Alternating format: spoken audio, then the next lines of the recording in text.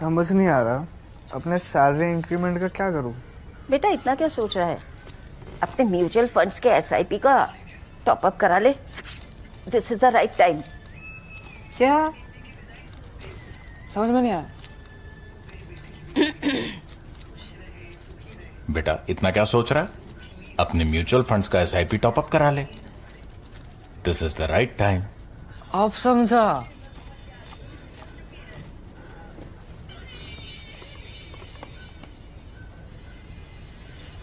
Mutual fund investments are subject to market risks. Read all scheme-related documents carefully.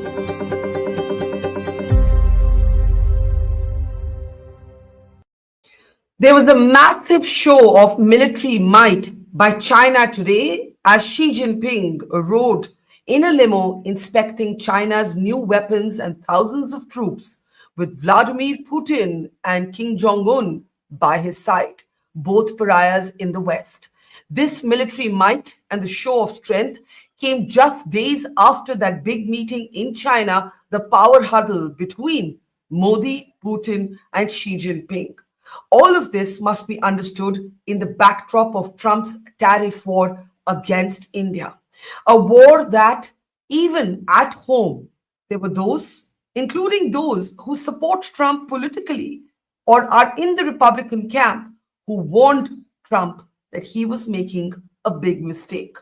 In a moment from now, we'll be talking to a top US analyst who co-authored a piece with Nikki Haley warning and urging Trump not to go ahead with his alienation of India. They argued that this would only lead to the rise of China. Is that moment already upon Trump? I'm Barkha Dutt. You're with the Mojo Story. On the program today, we continue to look at the geopolitical ramifications of Trump's tariff war.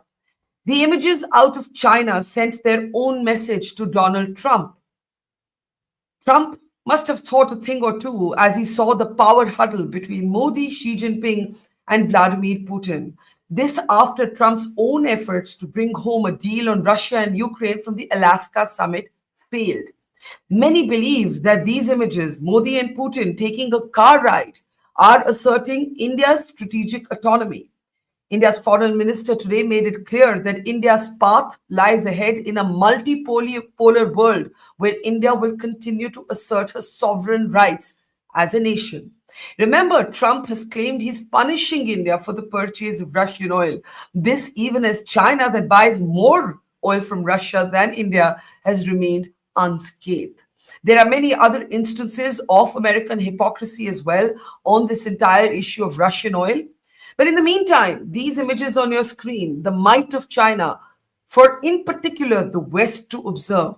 Pakistan's Asim Munir, only among the few contentious figures in attendance. Putin and Kim Jong Un, among others, even the Iranian leadership present at this parade. This is exactly what had been anticipated by some. Nikki Haley and Bill Drexel co-authored a piece in Newsweek saying that it might be a strategic disaster if Trump continued on this path. And is that disaster now upon him? Let me introduce our guest today. Bill is with us. He co-authored that piece with Nikki Haley. They're both at the Hudson Institute. That piece in a Newsweek did talk about a possible strategic disaster, how India and the partnership with India was necessary to take on China. In fact, both Nikki and Bill called it a no-brainer to remain invested in that partnership. But some might say, Bill, that ship has sailed. When you look at the images out of China, let's start with the military parade. Those in attendance today are effectively pariahs in America. There's a big statement Xi Jinping is making to the West with this military parade. What did you think as you saw those images? Well, I think military parades, even grand ones, are not unusual for the People's Republic of China. They're definitely, they've been gearing up potentially for direct military action in Taiwan for years. So yes, it's definitely a major showing. It's not totally new, but it does, people like me in Washington, D.C. Going, so to speak. Yeah. And military parades, okay, you can still rationalize this is not unusual for China. But when I would turn your attention to the images out of the SCO summit, the Shanghai Cooperation Organization, as it's known, you saw a virtual power huddle between Prime Minister Modi, Xi Jinping, Vladimir Putin, interlinking of hands between Modi and Putin, that car ride, the three of them sharing a chuckle or two. No idea what they were really talking about, but it was more the sort of symbolism of this moment that made its own statement. This is what you and Nikki Haley in your op-ed were warning would happen. And here it is happening. Yeah, the optics were very telling, were very strong, sent a very clear message that I think is exactly the message that India is wanting to send right now. The challenge is we haven't really been seeing a lot of deals, a lot of, statements about military cooperation or further economic integration of real substance that might not have already otherwise been the case. And as a result, it's hard to separate theater from substance overall with this sort of set of developments. I think, yes, India is trying to assert its strategic autonomy, but it's unclear, has the ship really sailed? My sense is that with this administration is famous for taking big swings in different directions, pulling 180s very suddenly and very unexpectedly. In some sense, theater is the goal of a lot of this administration's policies. And so to me, the jury's still out about where this is going to land.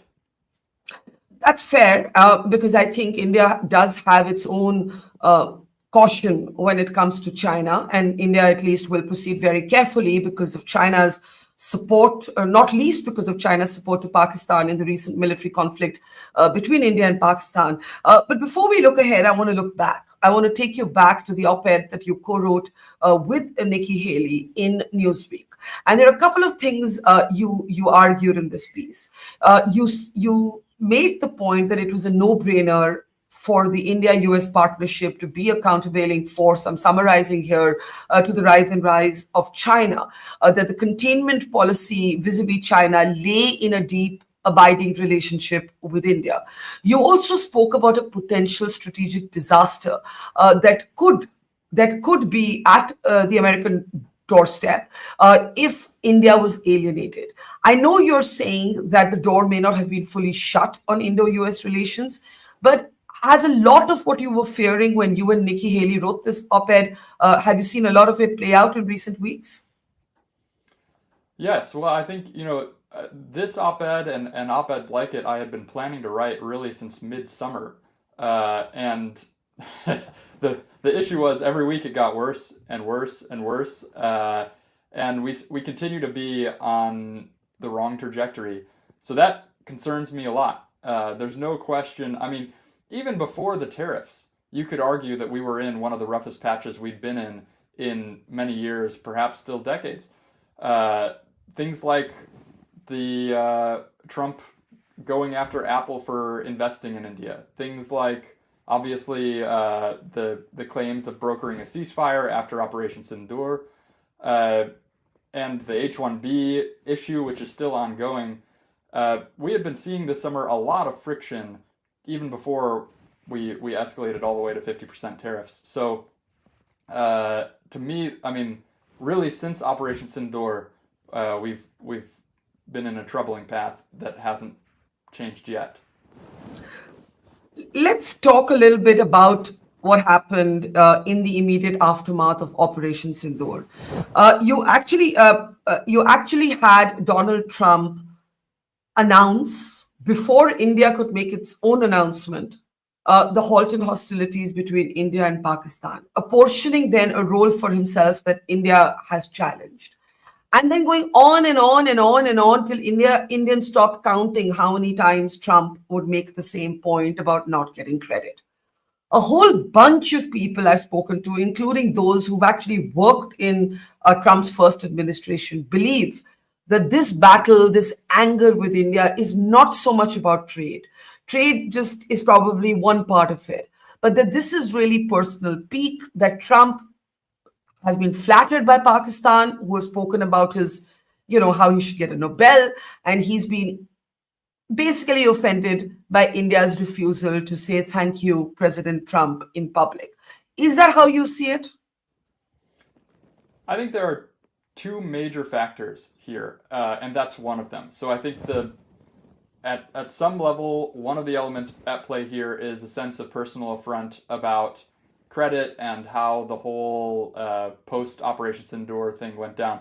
But I think it's very hard to weigh how that relates to trade, because I think even if we had taken that out of the equation and none of, Pahalgam, Operation Sindoor had never happened, suppose, President Trump's perhaps his top policy agenda so far internationally has been a reset of global trade.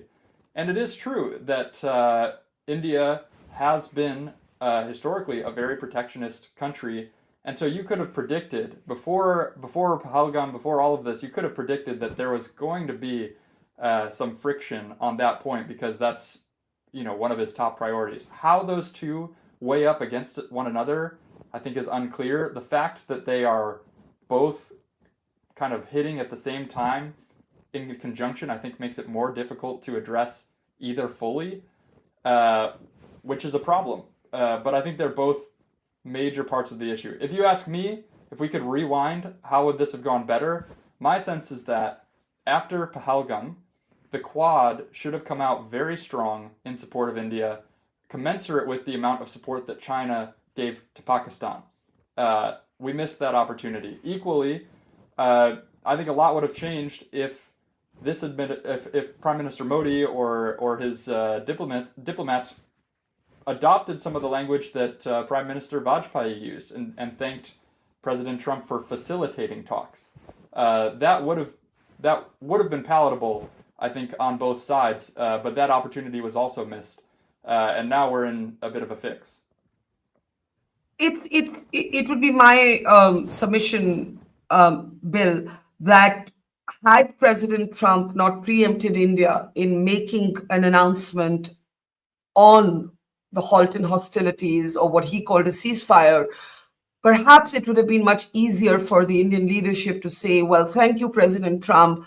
I know your people in your administration picked up phones and, you made Pakistan see sense. So however India would have chosen to position it.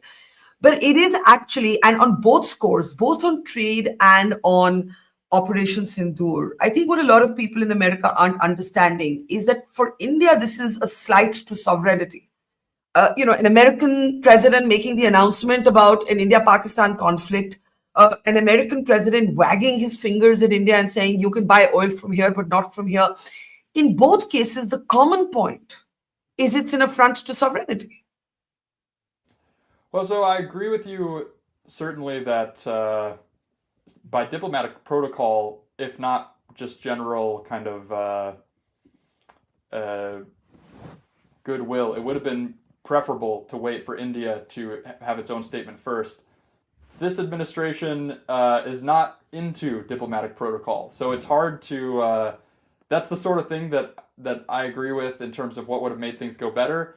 I'm not sure that that's going to change, but I think you've hit on something that we hit on the piece, which is that my fear is that there's no one at the highest levels of the U.S. government right now with the ear of Trump who has a really intuitive sense of how India sees things. And that's a major systemic problem. And it gets to a really big problem, which is that in Washington, D.C., there is no greater imbalance between the importance of a country and the expertise in the United States watching it than with the case of India.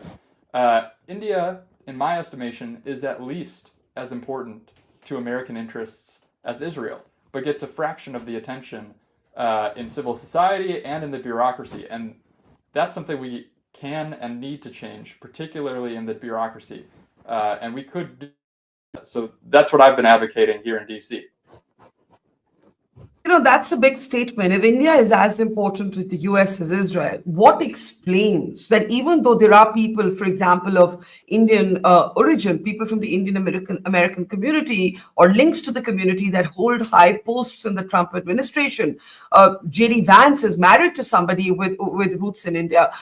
What explains this absence of expertise, absence of intuitive understanding, absence of basically understanding what Indians across governments, by the way, are particularly sensitive about?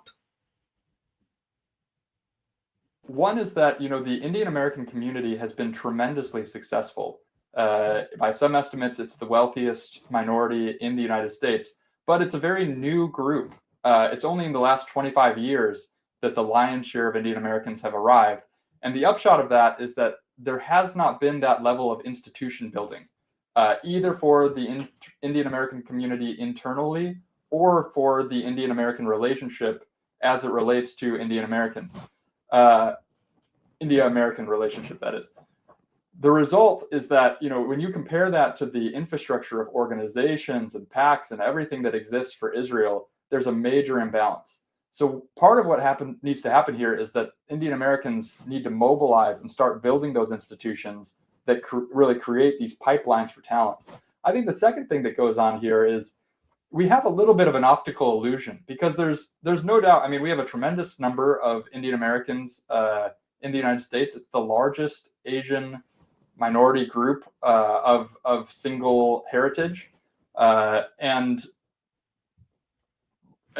India is the largest source of students for American universities currently. It's eclipsed China in that. So we have this sense, oh yeah, we know India. They're right down we have Indian Americans right down the street, but it's not exactly correct, because there's quite a big difference between these kind of immigrant communities, people-to-people ties, and deep political understanding. And I think that goes both ways. I think that so many Indians have studied in America, gone back to India, feel they know the United States, but the way that the U.S. government works, the way that the Indian government works, is much different. And that's the infrastructure that's been missing. If you look at the statistics on the number of American students who study Hindi, it's incredible. It's incredible. Third most spoken language in the world, and we have fewer people studying it than Korean, for example. So I think that we just haven't caught up to the fact that even if we have a lot of diasporic connection, our political understanding can still simultaneously be at a low level, and we need to fix that. So, you and Nikki Haley had the piece that you did, but what about others like Peter Navarro? What about others like Stephen Miller? In fact, we have a question on this from one of our viewers who says, Barkha, it's well known that Trump is not some policy wonk. This is Prasad. All problems he creates are rooted in his ultra-right-wing inner circle. Peter Navarro, Stephen Miller, etc. Navarro in particular has become some sort of like household name in India because he makes such absurd, like his probably most absurd statement was to call Russia's invasion of Ukraine Modi's war. And like every day it's like one insult after the other. He's called India a laundromat for the Kremlin, while Trump himself has laid out the red carpet for Putin in Alaska. Is there a division of opinion within the base, the Republican base, on how to handle this? And does it frankly not matter because Trump is such a top-down driven administration? Yeah, I think both of your characterizations are pretty apt. Trump rules in a way by faction. He likes to have a lot of conflicting opinions within his administrations, and those opinions are much less coordinated in terms of how policy is enacted than in other administrations you might be used to seeing. So in a sense, it's a little entrepreneurial, right? It seems like Trump has a lot of deputies who all feel empowered to kind of set their own policy and make their own statements, sometimes in conflicting directions. But I think, we come up then very quickly against the problem of a very loud minority, right? If you ask most India watchers, including on the right in Washington, we would all agree that the U.S.-India relationship is still essential, right? It's just the fact that you do have a lot of these different voices. It is similar, frankly, to the debate we're having right now about Indian Americans culturally and so on. On Twitter, you get a lot of really ridiculous anti-Indian sentiment. But again, I'm seeing that photo now. It's outrageous. but it's not representative. It's a loud vocal minority, but it's not clear how much of MAGA world this really makes up, let alone the Republican Party writ large. Yeah. Here's my question, though. You say India is as important to the US as Israel. Most people, whether on the right or on the left, there is a kind of bipartisan, there has been at least a kind of bipartisan investment in the India relationship. And I would say it's the same here. It's the Modi government now, it's been the Congress government earlier. What explains the departure in Trump's policy on Pakistan from Trump's first tenure to now? And it might not even be something as lofty as a departure in policy, but certainly, the lunch with Asim Munir, expecting Modi to drop by for lunch or a visit on the same day, the fact that there's now a suggestion from former NSA Jake Sullivan that Trump has thrown away ties with India because of business dealings his family has with Pakistan's crypto council. And if India was there in China, well, so was Shehbaz Sharif, so was Asim Munir. So, how is Trump squaring these contradictions with Pakistan? It's a little bit of a mystery to many of us here. I think there could be a number of factors. I will say this, if you rewound just 6 months, one of the big jokes I would often tell is that I hope Pakistan is as good a partner to China as it was to us. That joke no longer lands because we've evidently been trying to warm up these ties. I think one thing is that it's characteristic of this administration to want to learn the lessons that have often become already kind of learned in the strategic community itself. So we saw President Trump come into this administration with a lot of ambitions for Russia that proved difficult to realize. And we've seen him kind of sour more and more and more on Putin, but he wanted to try. Similarly, I suspect, Pakistan's great at talking a big game and then under-delivering. So I suspect what we're seeing now is that this administration, wants to try with Pakistan. I'm sure that the Nobel business, they seem to have learned how to flatter this administration very effectively. And that is an important diplomatic skill that they've mastered. I don't expect it to stick. And as I say, Pakistan routinely under-delivers. It's a bad partner to have.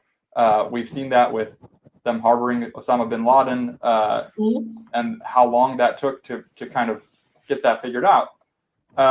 And ultimately, they're owned by China. So there's not really long-term much in it for the United States, but perhaps there's a learning curve that just has to run its course. And I believe it will. Pakistan being owned by China takes me to my last question. China and America. Now, one of the big mysteries for India is if this is really about Russian oil, then why has China not been penalized? Now, China obviously has choke points vis-a-vis the United States, like the supply of rare earth minerals and so on. But there's also some sense that Trump doesn't want to compete with China. Trump eventually wants to cut a deal with China, and that's why Trump is being quite muted with China. And maybe that's why he's no longer seeing the value in the way that you or Nikki Haley or others have seen in India, because he wants America and China to be on the same side. Do you see that? So I think there have been two theories about what's going on here vis-a-vis China. One is that he wants a big, beautiful deal with China, and that comes at India's expense. The other is that this is actually just a sequencing issue. So this administration wants to work out a few essential issues before it takes on China head on. And the idea there is that there are areas where China could have leverage, where China could play countries off one another against the US as the US tries to kind of tackle China. My sense, and particularly if you look at President Trump's post from yesterday, is that it's a sequencing issue. I think the main event, what he sees as the main event of his second term in terms of foreign policy, is a coming trade war with China. And what we've been seeing now is largely prelude. It's a very dramatic, very unexpected, intense prelude, but it's prelude. And what's coming, in a sense, is much larger. So you think that Trump still sees a trade war coming with China, in which case it would make even more sense for him to have better ties with India, one would imagine. I would imagine that too. I think that there's a level of underestimation of India, perhaps in this administration. Like I say, it's always difficult to separate theater from substance as well. I think there's a lot of posturing and a lot of they're trying to turn up the pressure. But as I say, they like to do big dramatic shifts back and forth. I mean, we forget that just in January, this same year, there was a really optimistic sense that this was going to be an even better administration for India than Trump 1 was. So, like I say, I think it's true that he's really putting on maximum pressure rhetorically and in terms of tariffs on India right now. I'm not sure that that will continue. And at some point, again, this goes back to the learning curve and this administration wanting to figure things out itself. At some point, it will emerge that to really tackle China, India is indispensable. Yeah, to tackle China, India is indispensable. But what will be interesting to watch is how India's own relationship with China evolves in the meantime. I want to just ask you quickly, Bill, you said it's not clear what happened at the SCO, where will it all land? It's not clear whether this is the final word on India-US relations. What might it take to fix this? Because it seems that it's kind of gone to a level where both leaders have a problem. The New York Times doubling down on a German newspaper reporting that Modi was reluctant to take a phone call with Trump because he wasn't sure how it would play out in the public domain, how Trump would actually handle that call or what was said by both leaders. So what does it take to fix this, if at all? I think it's going to be very complicated. My sense is that a lot of this administration's policy is driven at the top.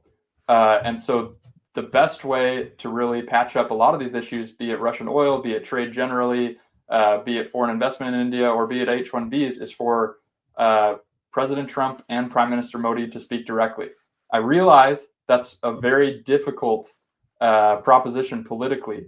But if I were an America watcher in India or an India watcher in America, my highest priority would be trying to find ways to get the two leaders to talk that's politically palatable to both. Now, I think that's the best chance for the two nations to resolve this internally. I also think there are external factors that could also help to resolve this.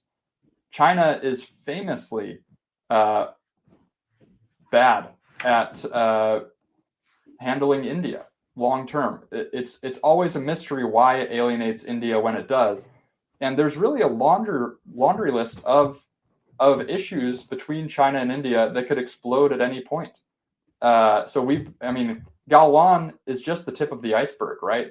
There are territorial issues across the border, including an entire state the size of Austria, which China promulgated new Chinese names for. That's Arunachal Pradesh just earlier this year. The Dalai Lama could pass. We don't know when that will happen, but when it does, we know that's going to be a massive explosion point for the two countries. And then, let alone that Pakistan is so deeply intertwined with China at this point that it's impossible to imagine friction there not bleeding into friction with China. And that's something that amazes me, is that, the Indian military has claimed that China had provided active military intelligence support to Pakistan during open hostilities recently. And simultaneously, we have this huddle in the SCO that's being shown now. That's remarkable in a sense as well. So I think China could certainly mess this up and help inadvertently help the United States and India to reconcile. But as I say, the best thing is for the leaders at the top of both countries to find a way to talk directly and work this out. I do have some skepticism about China for all the reasons that you just mentioned. But I do believe that, Trump's foreign policy has been so transactional and so volatile and so unpredictable that this is a tactical counter move by India, not necessarily a strategic one. But, tactics turn to strategy if given enough time. And so this relationship needs to find a way to repair itself. And at the moment, that impasse, it's not clear how it's going to be broken. Bill Drexel there, who co-authored a piece with Nikki Haley. Bill's at the Hudson Institute, making a big statement. India is as important to the US as Israel, but perhaps nobody at the top of the Trump administration is getting India and where India is coming from at this moment. As they say, we'll watch the space. Thank you so much, Bill. Pleasure talking to you. Thank you very much. Thank you. It's great to see you here. Thank you for watching our work. If you haven't subscribed yet, don't forget to click the bell icon and subscribe to Mojo Story and support independent, robust journalism.